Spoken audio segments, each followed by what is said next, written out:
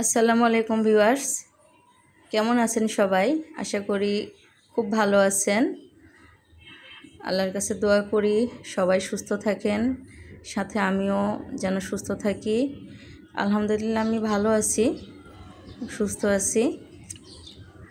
তো আজকে আপনাদের সাথে নতুন একটি ভিডিও বা ব্লগও বলতে পারি, আমি ব্লগ করার ইচ্ছা আছে, আমি করব ইনশাল্লাহ। একটু আমার চ্যানেলটা একটু পুরনো হলে, আর যদি আপনারা পছন্দ করেন আর কি, সেই ক্ষেত্রে যতটুকু সম্ভব হয়, আমার সাধ্যে যতটুকু হয় আপনাদেরকে ভালো কিছু দেখাবার বা আপনাদের সাথে শেয়ার করার চেষ্টা করব এবং করে যাচ্ছি ইনশাল্লাহ।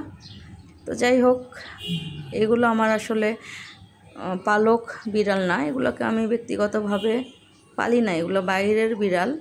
তো আমি যখন এ বাসায় আসি তখন, যেহেতু আমি দোতলায় থাকি, তো আশেপাশে কিছু টিনের বাড়ি টাড়ি আছে, তো বিড়ালেরা আসে আর কি।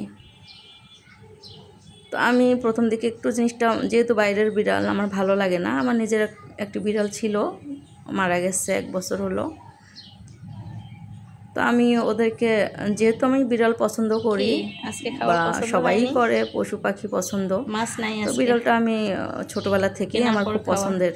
তো আমি ওদেরকে ওই টিনের উপরে জানালা দিয়ে, যেটা মাছ মাংসের হাড় হাড্ডি বা অবশিষ্ট অংশগুলো খেতে দিতাম, বা জানালা দিয়ে ভাবতাম নষ্ট না করে ওদেরকে দিলে ওরা খাবারটা খেলে ওদের পেটটা ভরবে। তো আমরা তো সাধারণত উচ্ছিষ্ট খাবারগুলি বা এগুলো ফেলে দেই, ময়লার বালতিতে রাখি বা ঝুড়িতে, যে যেটাতে রাখি, বা ডাস্টবিনে।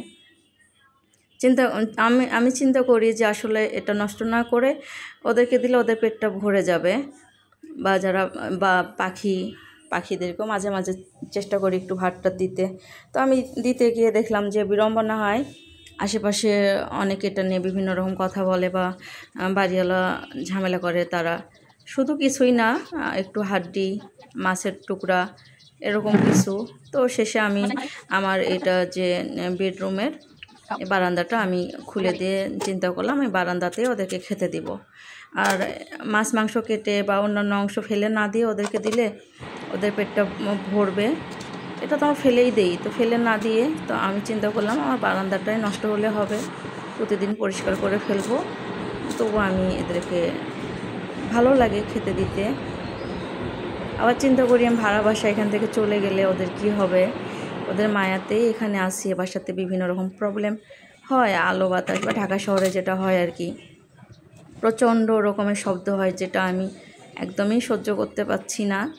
তারপরে ওদের মায়াতে এখানে থেকেই গেলাম বেশ কয়েক বছর। তো যাই হোক, যদি আমার এই ব্লগটি ভালো লাগে তো লাইক, কমেন্ট, শেয়ার এবং সাবস্ক্রাইব করে দিবেন। আপনাদের সকলের সুস্থতা কামনা করে বিদায় নিচ্ছি। আল্লাহ হাফেজ।